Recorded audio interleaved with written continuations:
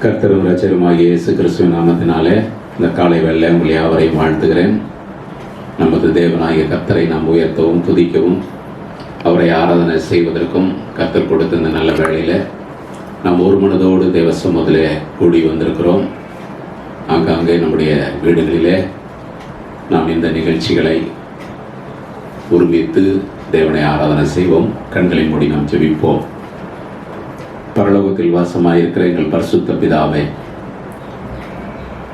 நீர் நன்மை செய்கிற ஒரு தேவன். உம்முடைய நாமத்தில் நிமித்தமாக நாங்கள் கூடி உம்மை ஆராதிக்கும்படி கர்த்தர் எங்களுக்கு கொடுத்திருக்கிற இந்த நல்ல வேலையை நினைத்து உமக்கு நன்றி சொல்கிறோம். இப்படிப்பட்டதான உபத்திரமான நிலைகளிலும் நாங்கள் தேவ சமூகத்தை தேடவும் எங்கள் விசுவாசத்தை அறிக்கை பண்ணவும் உம்முடைய வசனத்தினாலே எங்களை தேற்றிக்கொள்ளவும் கர்த்தர் கொடுத்த இந்த நல்ல சூழ்நிலைகளுக்காக நன்றி சொல்கிறோம். கர்த்தாவே, இந்த நாளில் உம்முடைய ஜனங்கள் ஒருமித்து உம்முடைய நாமத்தை உயர்த்துவதற்கும் துதிப்பதற்கும் ஆராதிப்பதற்கும் தேவன் ஆண்டவரை கிருபை செய்வீராக ஜெபிக்கிறோம். இருதயங்களை ஒருமுகப்படுத்துவீராக, சிந்தை ஒருமுகப்படுத்துவீராக. உம்முடைய சமூகத்தை அவளோடு தேடுகிற ஒவ்வொருவருக்கும் இந்த ஆராதனை ஒரு ஆசீர்வாதமாய் மாற்றுவீராக ஜெபிக்கிறோம். உடைய கல்வாரி ரத்தத்தினாலே ஒவ்வொருவரையும் முடிகளுடைய ஜெபிக்கிறோம். இந்த ஆராதனை துவக்கத்தில் முடிவு வரைக்கும் தேவ பிரசன்னங்களோடு கூட இருக்கிறோம். இயேசு கிறிஸ்துவின் நாமத்தில் வேண்டிக் கொள்கிறோம் நல்ல பிதாவே, ஆமென். அன்புக்குரியவர்களே, இந்த காலை வேளையில் கர்த்தரை நாம் ஆராதனை செய்வதற்கு, கர்த்தரை நாம் துதிப்பதற்கு நாம் கூடி வந்திருக்கிறோம். நம்முடைய தேவன் நல்லவர், வல்லவர். அவர் என்றும் நம்மை காக்கக்கூடிய தேவன். அந்த தேவனுடைய நாமத்தை மையப்படுத்தும்படி நாம் எல்லாரும் சேர்ந்து பாடி கர்த்தரை நாம் உயர்த்துவோம். எங்கள் தேவன் வல்லவரே, இன்றும் என்றும் காப்பவரே. எங்கள் தேவன் வல்லவரே, இன்றும் என்றும் காப்பவரே. வல்லவர், சர்வ வல்லவர், நல்லவர், என்றும் நல்லவர். அல்லேலூயா. நல்லவர், சர்வ வல்லவர், நல்லவர், என்றும் நல்லவர். எங்கள் தேவன் வல்லவரே, என்றும் என்றும் காப்பவரே. எங்கள் தேவன் வல்லவரே, என்றும் என்றும் காப்பவரே. தீயின் நடுவே நடந்தாலும் எரிந்து போக மாட்டோம். தீயின் நடுவே நடந்தாலும் எரிந்து போக மாட்டோம். கடலின் நடுவே நடந்தாலும் மூழ்கி போக மாட்டோம். கடலின் நடுவே நடந்தாலும் மூழ்கி போக மாட்டோம். வல்லவர், சர்வ வல்லவர், நல்லவர், என்றும் நல்லவர். அல்லேலூயா. வல்லவர், சர்வ வல்லவர், நல்லவர், என்றும் நல்லவர். எங்கள் தேவன் வல்லவரே, இன்றும் என்றும் காப்பவரே.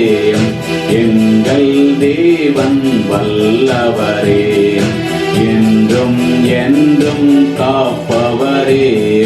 சோதனை துன்பம் சூழ்ந்தாலும் சோர்ந்து போவதில்லை.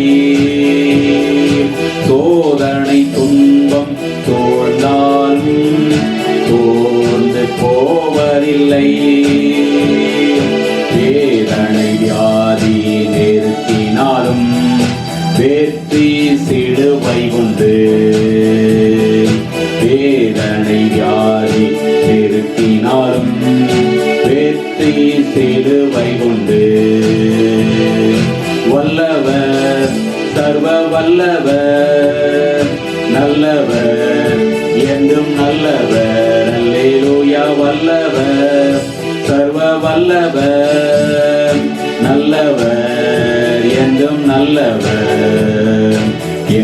எங்கள் தேவன் வல்லவரே, இன்றும் என்றும் காப்பவரே.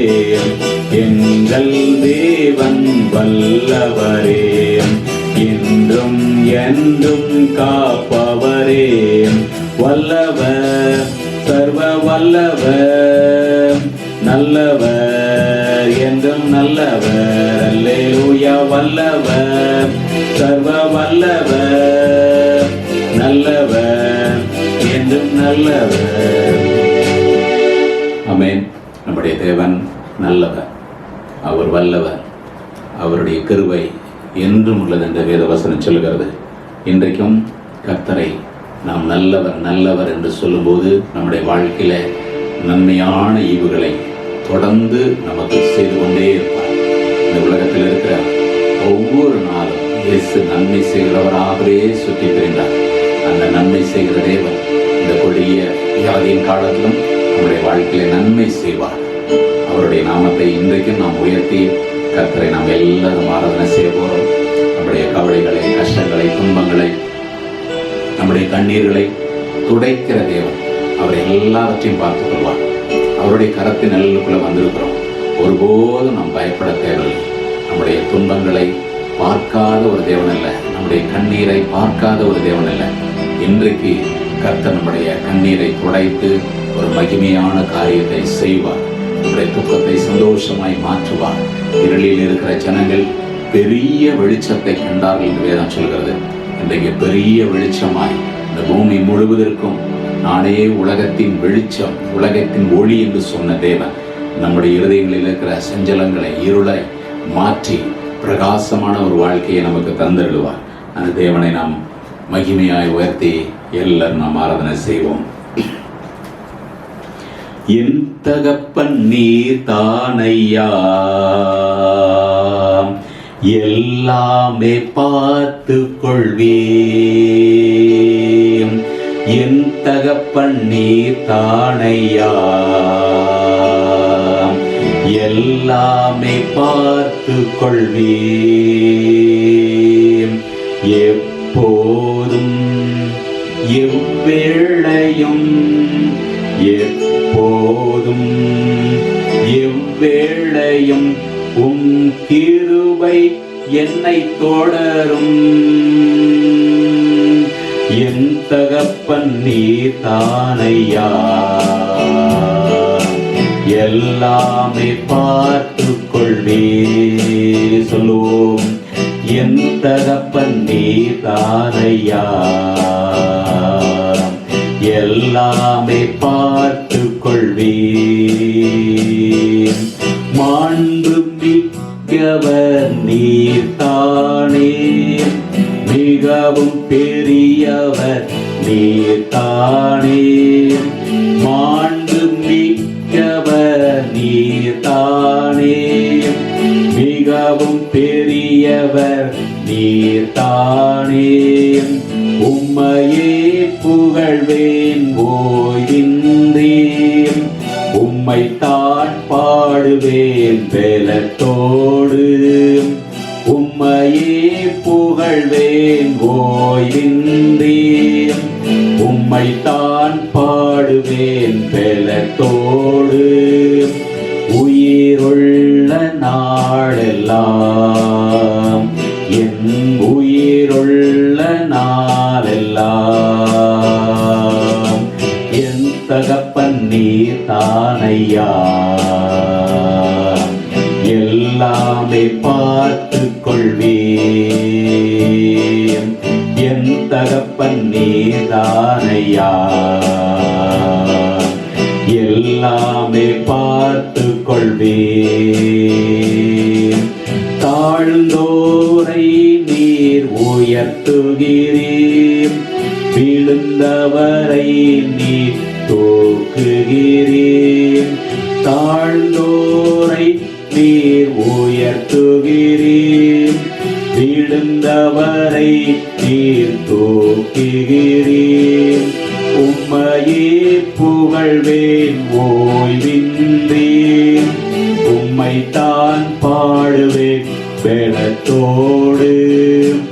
உம்மையே புகழ்வேன் ஓய்வின்றி தான் பாடுவேன் பலத்தோடு உயிருள்ள நாடெல்லாம், என் உயிருள்ள நாடெல்லாம். என் தகப்பன் நீர்தானையா, எல்லாமே பார்த்து கொள்வே. சொல்லுவோம், என் தகப்பன் நீர்தானையா, எல்லாமே பார்த்து கொள்வே. நோக்கி கூப்பிடும் யாவருக்கும் தகப்பன் அருகில் இருக்கின்றேன். நோக்கி கூப்பிடும் யாவருக்கும் தகப்பன் அருகில் இருக்கின்றேன். உம்மையே புகழ்வேன் ஓய்வின்றேன், உம்மைத்தான் பாடுவேன் பலத்தோடு. உம்மையே புகழ்வேன் ஓய்வின்றேன், உம்மைத்தான் பாடுவேன் பலத்தோடு. உயிருள்ள நாடெல்லாம், என் உயிருள்ள நாடெல்லாம். என் தகப்பன் நீர்தானையா, எல்லாமே பார்த்து கொள்வேன். என் தகப்பன் நீர்தானையா, எல்லாமே பார்த்து கொள்வேன். எப்போதும் எவ்வேளையும், எப்போதும் எவ்வேளையும் உம் கிருபை என்னை தொடரும். என் தகப்பன் நீர்தானையா, எல்லாமே பார்த்து கொள்வேன். என் தகப்பன் நீர்தானையா, எல்லாமே பார்த்து கொள்வேன். கண்களை மூடுவோம், ஜெபம் பண்ணுவோம். எங்கள் அன்பின் ஆண்டவரே, இந்த மகிமையான வேலைக்காக நன்றி சொல்கிறோம். கர்த்தராகிய தேவன், நீர் எல்லாவற்றையும் பார்த்துக்கொண்டே எங்கள் வாழ்க்கையில் ஏற்படுகிற துன்பங்கள், துக்கங்கள், கஷ்டங்கள் எல்லாவற்றையும் பார்க்காத ஒரு தேவன் அல்ல. எங்களை கனிவோடு அன்பாய் விசாரித்து எங்களை நன்மையால் கிருபையால் எங்களை முடிசூட்டுகிற தேவனுக்கு நன்றி சொல்கிறோம். இப்படிப்பட்டதான ஒரு வேலைகளிலும் நாங்கள் குடும்பமாய் எங்களுடைய வீடுகளிலே உம்மை ஆராதிப்பதற்கு கொடுத்த இந்த நல்ல வேலைக்காக நன்றி சொல்கிறோம். இந்த ஆராதனையில் பங்கு பெறுகிற ஒவ்வொரு பிள்ளையும் மேலும் உம்முடைய தெய்வீக ஆண்டவரை பாதுகாப்பை உண்டாகும். தொடர்ந்து இந்த ஆராதனையில் நம்முடைய மகிமையை வெளிப்படுத்தும். எங்களை தாழ்த்துகிறோம். இயேசு கிறிஸ்துவின் நாமத்தில் வேண்டிக் கொள்கிறோம் நல்ல பிதாவே, ஆமென். கர்த்தருக்குள் அன்பானவர்களே, இன்றைக்கு நாம் கர்த்தருடைய பரிசுத்தமான வேத வசனங்களை நாம் சிந்திக்கும்படி ஆண்டவருடைய வேதத்தை நாம் வாசிப்போம். சங்கீத புத்தகம் 53ஆம் சங்கீதத்தில் நாம் இப்படி படிக்கிறோம். 6வது வசனத்தை, சீயோனிலிருந்து இஸ்ரவேலுக்கு ரட்சிப்பு வருவதாக. தேவன் தம்முடைய ஜனத்தின் சிறையிருப்பை திருப்பும்போது யாக்கோப்புக்கு களிப்பும் இஸ்ரவேலுக்கு மகிழ்ச்சியும் உண்டாகும். கர்த்தருடைய இந்த வார்த்தையை இந்த காலை வேளையில் நாம் தியானம் செய்வோம். கர்த்தர் நல்லவர். தேவன் தம்முடைய ஜனத்தின் சிறையிருப்பை திருப்பும்போது யாக்கோப்புக்கு களிப்பும் இஸ்ரவேலுக்கு மகிழ்ச்சியும் உண்டாக இருக்கிறது. நம்முடைய சிறையிருப்பை கர்த்தர் நிச்சயமாய் மாற்றுவார். இந்த நாட்களில் ஒரு சிறையிருப்பை போல இந்த நாட்கள் நமக்கு காணப்படுகிறது. எங்கு பார்த்தாலும் மரணத்தின் ஓலங்கள், வியாதியின் கொடுமை, ஒரு பக்கத்தில் பொருளாதார சீரழிவுகள் தேசம் முழுவதும் இன்றைக்கு திகைத்து போய் நிற்கிற ஒரு சூழ்நிலைக்குள்ளே நாம் தள்ளப்பட்டு கொண்டிருக்கிறோம். இப்படிப்பட்ட காலங்களில் நம்முடைய நம்பிக்கைக்குரியவர் நம்முடைய ஆண்டவராகிய இயேசு கிறிஸ்து நிச்சயமாய் நம்முடைய சிறையிருப்பான அந்த நிலைகளை மாற்றி தேசங்களுக்குள்ளே, ஜாதிகளுக்குள்ளே மீண்டும் ஒரு புதிய ஒரு காரியத்தை கர்த்தர் நிச்சயமாய் செய்வார். ஆபிரகாம், ஈசாக், யாக்கோப் என்ற நம்முடைய முற்புதாக்களுடைய வாழ்க்கையிலும் பலவிதமான நெருக்கமான சூழ்நிலைகளிலே அவர்கள் கடந்து போய் அந்த சிறையிருப்பான நிலைகளிலே அவர்களுக்கு ஒரு விடுதலையும் சந்தோஷத்தையும் அனுபவிக்க கர்த்தர் பாக்கியமான ஒரு நாட்களை கொடுத்தார். நம்முடைய முன்னோர்களாகிய இஸ்ரவேல் மக்களுடைய வாழ்க்கையில பார்க்கும்போது 430 ஆண்டுகள் எகிப்திலே சிறைப்பட்ட ஒரு நிலை. அந்த சிறைப்பட்ட நிலையில் அவர்கள் மிகுந்த உபத்திரவத்திலே அவர்கள் இருந்த காலம் ஒரு இருள் சூழ்ந்த ஒரு காலம்தான். அதை யாரும் மறுக்கவே முடியாது. ஒரு நாள் அல்ல, 2 நாள் அல்ல, 430 ஆண்டுகள். இன்றைக்கு இந்த கொரோனா தொற்று கடந்த ஒரு வருடம் கடந்து போய் மீண்டும் ஒரு புதிய வருடத்தில் இன்றைக்கு தொடர்ந்து இந்த 2வது அலை என்று சொல்லி இந்த வியாதி பரவிக்கொண்டே வருகிறது. இன்னும் கொஞ்ச நாள் கழித்து இன்னும் ஒரு 3வது அலை வரும் என்று சொல்லி உலக நாடுகள் எல்லாம் ஒரு எச்சரிப்பை உண்டாக்குகிறது. ஆகவே இப்படிப்பட்ட காலங்கள் ஒரு சிறையிருப்பின் காலங்களைப் போல நமக்கு காணப்படும். ஆகவே நம்முடைய கூடாரங்களிலே நாம் சிறைப்படுத்தப்பட்டவர்களாகத்தான் இன்றைக்கு நாம் இருக்கிறோம். அரசாங்கம் பலவிதமான கட்டுப்பாடுகளை கொடுத்து இந்த வியாதிக்காக வெளியே வரக்கூடாது, இந்த வியாதி வெளியே வருகிறதுனாலே ஒரு மனிதர்கள் வழியாக மற்றவர்களுக்கு பரவும் என்ற ஒரு எச்சரிப்பை கொடுத்து கொண்டே இருக்கிறது. ஆகவே இன்றைக்கு மக்கள் எங்களுக்கு வாழ வழி இல்லை, நாங்கள் வெளியே வர வேண்டும், வேலைக்கு செல்ல வேண்டும், எங்களுக்கு பாதுகாப்பை விட நாங்கள் அன்றாட பிழைப்பதற்கு வருமானம் இல்லை என்ற நிலையில் தள்ளப்பட்டிருக்கிறதுனால ஒரு பக்கத்திலே ஒரு சில மனிதர்கள் அரசாங்கத்துக்கு விரோதமாகவும் கடினமாக முறையிட்டு கொண்டிருக்கிறார்கள். அன்றைக்கு எகிப்து ஜனங்கள், எகிப்தில் சிறைப்பட்ட இஸ்ரவேல் மக்கள் எகிப்தில் இருக்கும்போது அந்த ஒடுக்கப்பட்ட நிலையிலே முறையிட்டார்கள். அவர்கள் கூக்குரலுக்கு கர்த்தர் பதில் கொடுத்தார். இன்றைக்கு இந்த கொடிய வியாதியில் அரசாங்கம் தன்னுடைய கடமைகளை செய்து கொண்டிருந்தாலும் வருமானம் இல்லாமல் நாங்கள் என்ன செய்ய முடியும்?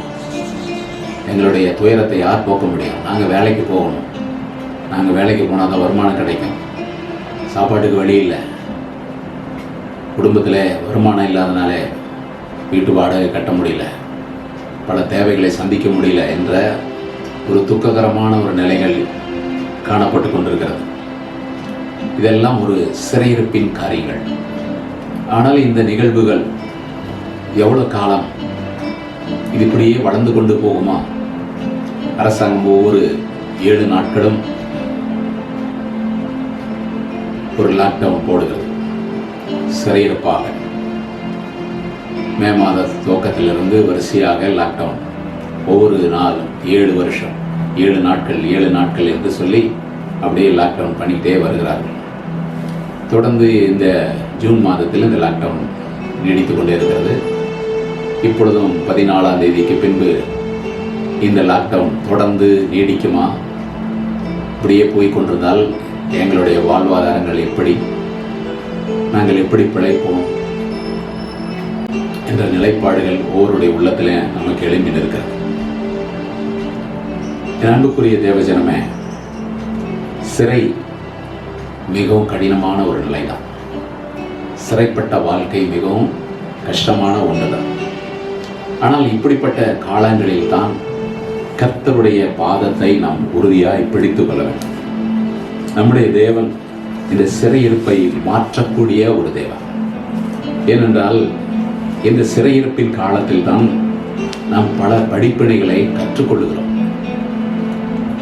நமக்கு அதிகமான நேரங்கள் தேவனோடு செலவிடுவதற்காக கர்த்தர் நமக்கு கொடுக்கிறார். உலகத்திலே நாம் ஒவ்வொரு நாளும் ஓடிக்கொண்டே இருக்கிறோம், உழைக்கிறோம், நம்முடைய தேவைகளுக்காக கஷ்டப்படுகிறோம், பிரயாசப்படுகிறோம். அங்கும் இங்குமாய் நாம் ஒவ்வொரு நாளும் பல காரியங்களில் நம்மளை ஈடுபடுத்திக் கொள்கிறோம். ஆனால் இந்த சிறையிருப்பு காலங்கள் தேவனுடைய சமூகத்திலே அதிகமாய் காத்திருப்பதற்கும், தேவனை தேடுவதற்கு, தேவனுடைய பிரசன்னத்தில் நாம் களி கூறுவதற்கு கர்த்தர் நமக்கு கொடுத்திருக்கிற ஒரு வாய்ப்பு. உலகத்தின் மக்களுக்கு இந்த நாட்கள் எப்படி இருக்கிறதோ இல்லையோ, தேவ ஜனங்களுக்கு இந்த நாட்கள் ஒரு மகிமையான நாட்கள். ஏனென்று சொல்லுகிறேன் என்றால், இந்த நாட்களை ஒவ்வொரு நிமிஷமும் கடந்து போவதற்கு சிலருக்கு கஷ்டமாக இருக்கும். ஆனால் வேத வசனத்தில் நீங்கள் வாசித்து பார்த்தீங்கன்னா, சங்கீதக்காரன் தன்னுடைய அனுபவத்தில் சொல்லுகிறார், கர்த்தருடைய வேதத்தில் பிரியமாக இருந்து இரவும் பகலும் அதை தியானிக்கிற மனுஷன் பாக்கியவான். கர்த்தருடைய வேதத்தை நம்ம வாசிப்பதற்கு, தியானிப்பதற்கு கர்த்தர் நிறைய ஒரு வாய்ப்பை கொடுத்திருக்கிறார். ஆகவே கர்த்தருடைய சமூகத்தில் நம்ம இந்த நாட்களில் நிறைய நேரத்தை செலவிட்டு அவருடைய பாதத்தில் காத்திருக்கும் போது நிறைய அனுபவங்களை நம்ம கற்றுக்கொள்ள முடியும். ஏனென்றால் கர்த்தருடைய வேதம் நமக்கு வழிகாட்டக்கூடிய ஒரு தீபமாக இருக்கிறது, நம்முடைய பாதைக்கு வெளிச்சமாக இருக்கிறது. ஆகவே இந்த கர்த்தருடைய வார்த்தையை சங்கீதம் 119 நம்ம வாசித்து பார்க்கிற போது 97வது வசனத்தில், உமது வேதத்தில் நான் எவ்வளவு பிரியமாக இருக்கிறேன், நாள் முழுவதும் அது என் தியானம் என்று சங்கீதக்காரன் சொல்கிறார்.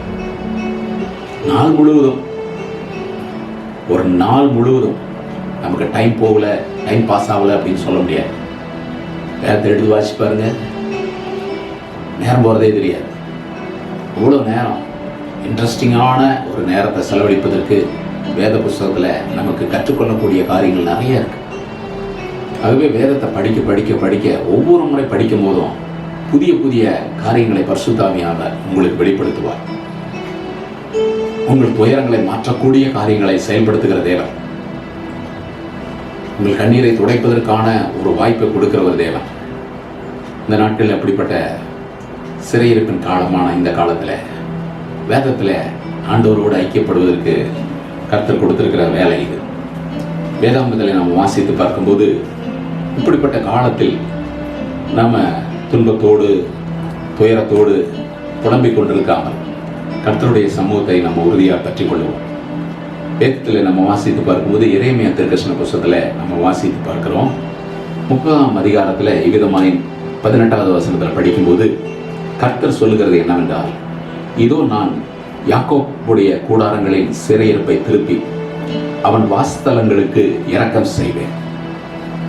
இன்றைக்கு நம்முடைய கூடாரத்தில் காணப்படுகிற இந்த சிறையிருப்பு அப்படியே நிலைத்திருக்கக்கூடியதானதல்ல. நம்முடைய கூடாரம் என்பது நம்முடைய வாசஸ்தலத்தில் இருக்கிற இந்த நிலை இப்படியே தொடர்ந்து என்று நினைத்திருக்க வேண்டிய அவசியம் இல்லை. இந்த சிறையிருப்பை அவர் திருப்பி அவன் வாசஸ்தலங்களுக்கு இரக்கம் செய்வேன் என்று கர்த்தர் சொல்கிறார். இப்ப நம்முடைய வாசஸ்தலத்துக்கு கர்த்தர் இரக்கம் செய்யும்படியாக அவர் நினைத்திருக்கிறார். அவர் நம்ம மேல் வைத்திருக்கிற காரியங்கள் எல்லாம் நன்மைக்கானதுதான், ஒரு நாள் தீமை செய்கிற தேவன் அல்ல. இது முழு உலகத்திலையும் இப்படிப்பட்ட பாதிப்புகள் ஏற்பட்டிருந்தாலும் நமக்கு நன்மை செய்யும்படியாக கர்த்தர் நம்மளை நினைச்சிருக்கிறார். வேதாந்தங்களை நாம் வாசித்து பார்க்கிற போது நோவா காலத்தில் என்னெல்லாம் நடந்துச்சு, அன்றைக்கு எப்படிப்பட்ட நிலையில ஜனங்கள் இருந்தார்களோ அதே போலதான் இன்றைக்கு இருக்கிறாங்க. இந்த வியாதியை குறித்து ஒரு சிலருக்கு பயம் இல்லாமல் இருக்கலாம். ஒரு சிலர் இந்த வியாதியினாலே தங்களுக்குரியவர்களை இழந்திருக்கிறதுனாலே துயரத்தோடு துக்கத்தோடு இருக்கலாம். இந்த வார்த்தைகளை கேட்டுக்கொண்டிருக்கிற என் அன்புக்குரியவர்களே, உங்க வாழ்க்கையில் காணப்பட்டிருக்கிற எவ்விதமான சிறையிருப்பா இருந்தாலும் அதை கர்த்தர் மாற்றுவார். ஒருவேளை இந்த வியாதி ஒரு சிறையிருப்பை போல அநேகரை கட்டி வைத்திருக்கிறது, அநேக குடும்பங்கள் சிறைப்படுத்தப்பட்டிருக்கிறது, அநேகருடைய வாழ்க்கை சிறைப்பட்டிருக்கிறது. கடனுக்கு மேல் கடன், வட்டி கட்ட முடியாத நிலை, வருமானம் இல்லாத சூழ்நிலை, பசியோடும் பட்டினியோடு இருக்கிற நிலை, தேசத்தின் முக்கால்வாசி ஜனங்கள் மிகுந்த துயரத்தோடு இருக்கிற காலகட்டம் இது. அரசாங்கம் சில சின்ன சின்ன உதவிகளை செய்து கொண்டிருந்தாலும் முழுமையான ஒரு திருப்தி மக்களுக்கு செய்ய முடியாத ஒரு இயலாமை உண்டாயிருக்கிறது. அன்புக்குரியவர்களே, கர்த்தர் நம்மை நடத்துவார். கர்த்தர் நம்மளை விசாரிக்கிறவர். இப்படிப்பட்ட காலத்தில் இந்த சிறையிருப்பை அவரால் மாற்ற முடியும் என்ற ஒரு விசுவாசம் நமக்கு வேண்டும். வேதாந்தத்தில் இப்படிப்பட்டதான வியாதி உள்ள ஜனங்களை குறித்து நாம் நிறைய சுவிசேஷங்களிலே படித்திருக்கிறோம்.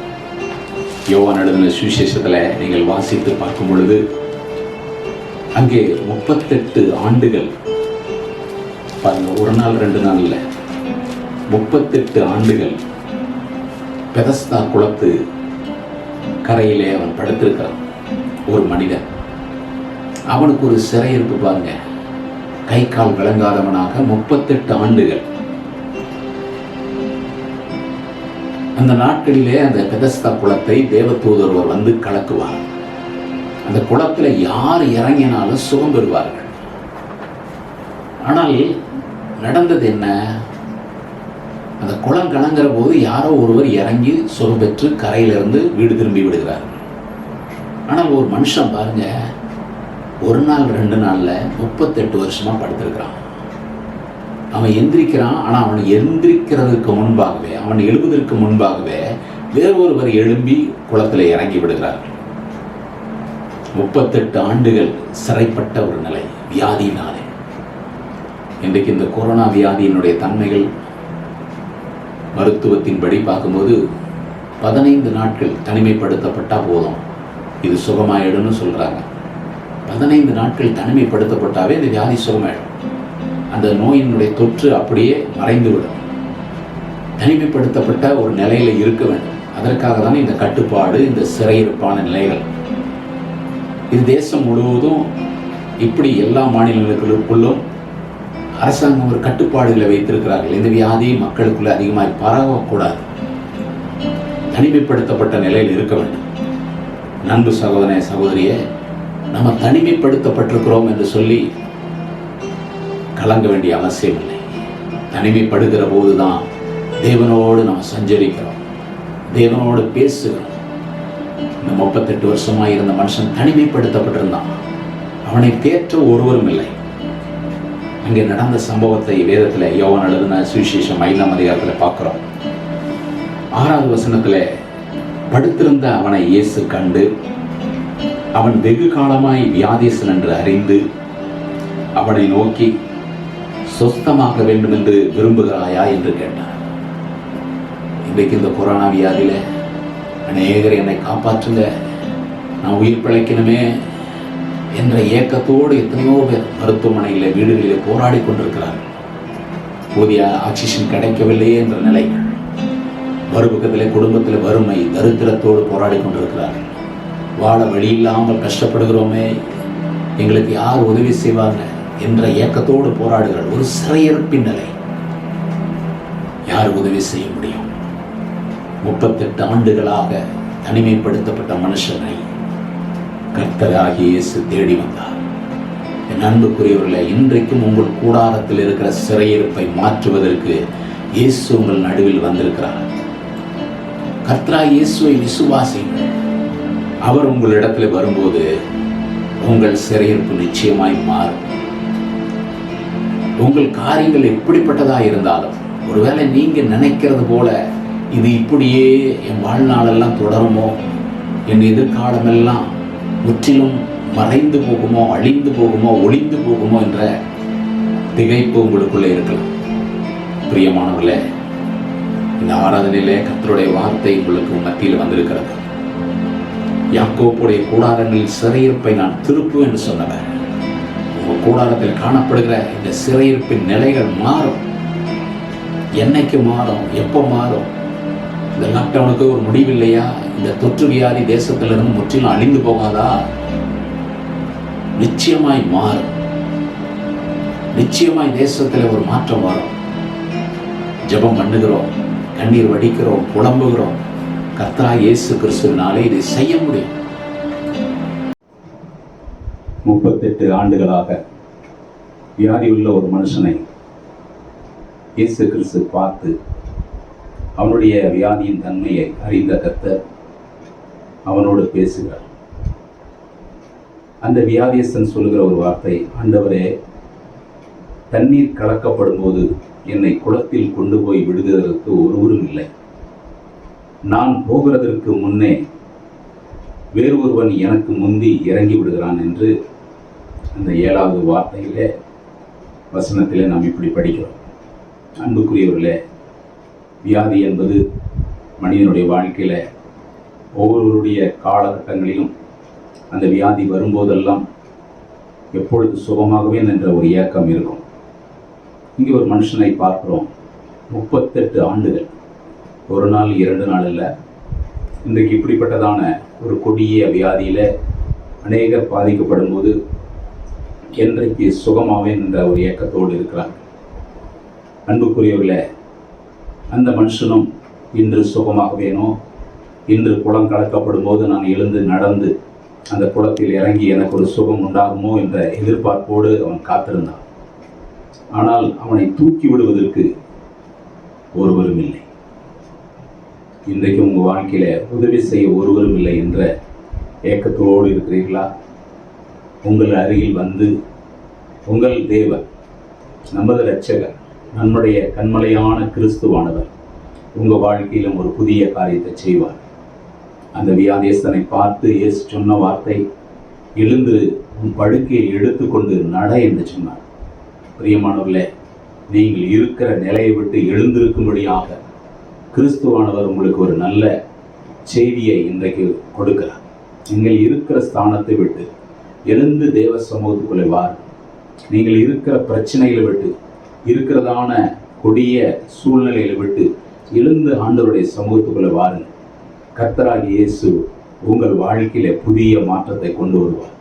அன்றைக்கு இயேசு செய்த அற்புதம் இன்றைக்கு நம்முடைய வாழ்க்கையிலும், நமது குடும்பத்திலும், நம்முடைய தேசத்திலும் நிச்சயமாக நிறைவேறப் போகிறது.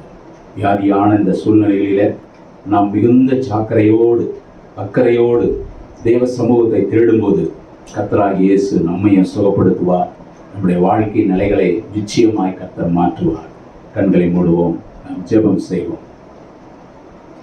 எங்கள் அன்பின் ஆண்டவரே, இந்த பரிசுத்த ஓய்வு நாளிலும் உம்முடைய பாதத்திலே நாங்கள் காத்திருக்கவும் துதிக்கவும் ஆராதனை செய்வதற்கும் கர்த்தர் கொடுத்த நல்ல வேலைக்காக நன்றி சொல்கிறோம். சிறைப்பட்டிருக்கிறதான இந்த நிலைகளை கர்த்தராகிய இயேசு கிறிஸ்துவாகி உம்மால் தான் மாற்ற முடியும். ஆண்டவரே, ஒவ்வொரு கூடாரங்களிலும் பிள்ளைகள் தனிமைப்படுத்தப்பட்டவர்களாக இந்த வியாதி நிமித்தமாக அரசாங்கம் கொடுத்த அந்த கட்டளை நிமித்தமாக ஆண்டவரே ஒவ்வொருவரும் சிறைப்பட்டிருக்கிறார்கள். எப்பொழுது இந்த லாக்டவுன் நீங்கும் ஆண்டவரே, தேசத்தில் ஒரு மாற்றம் வரும். தேசத்தில் ஆண்டவரே, நாங்கள் எங்களுடைய காரியங்களை தொடர்ந்து செயல்படுத்துவதற்கு எப்பொழுது வழி பிறக்கும் என்று இயக்கத்தோடு இருக்கிறதான இந்த நிலைகளில் நாங்கள் இன்றைக்கு குடும்பமாக உம்மை துதித்திருக்கிறோம், உம்மை ஆராதித்திருக்கிறோம், உம்முடைய வசனங்களை தியானம் செய்திருக்கிறோம். கர்த்தராகிய தேவன் சீக்கிரமாய் எங்கள் தேசத்தின் நிலைகளை மாற்றும். சிறையிருப்பான அந்த நுகத்தை முறித்து ஒவ்வொரு குடும்ப வாழ்க்கையிலும், ஒவ்வொரு தனிப்பட்ட மனுஷனுடைய வாழ்க்கையிலும் கர்த்தர் அற்புதங்களை செய்வீராக ஜெபிக்கிறோம். கேட்டுக்கொண்டிருக்கிற ஒவ்வொரு பிள்ளைகளும் நீர் அற்புதம் செய்வீராக, அதிசயங்களை காணப்படுவீராக என்று ஜெபிக்கிறோம். தொடர்ந்து ஆசீர்வதிங்க, எல்லாவற்றிலும் உடைய பிள்ளைகளை மேன்மைப்படுத்துவீராக. துதிகன மகிமை நாங்கள் உமக்கே எடுக்கிறோம். இயேசு கிறிஸ்துங்கிற தூய நாமத்தில் வேண்டிக் கொள்கிறோம்.